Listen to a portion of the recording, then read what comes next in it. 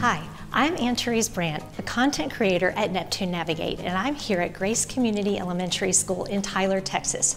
And we're visiting Stacy Gillen, the elementary librarian, as she's implementing Neptune Navigate as a whole group instruction with her second graders today.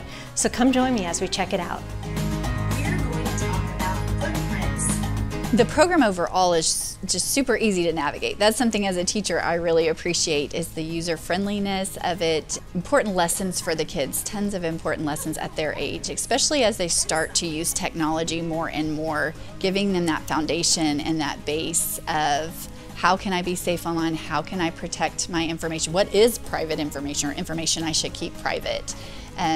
Our kids are so friendly, so they like to talk to everybody, but teaching them the importance of online stranger danger is so important.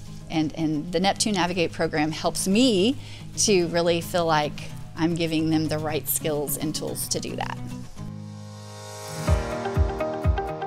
As I observed your classroom today and you were going through the Neptune Navigate program, it was so fun to watch. Can you explain to me how you integrate whole group instruction? I noticed that there was some movement involved, there was some engagement with the activities. Can you go into a little bit of that? Yeah. So we do take time in between each part to ask questions and check their understanding of what they've heard. And then at the end, when we're taking our quiz, we do like to make it interactive and give them a chance to show that they know the answer. So I will read the question and all the answer choices to the kiddos, and they're asked to stand when they hear a correct answer being read. And then when a wrong answer is read, they'll stay on their pockets or be seated if they're standing.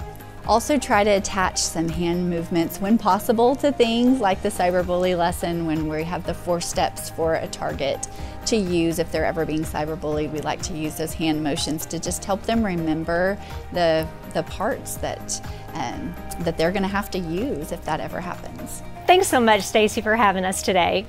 My pleasure.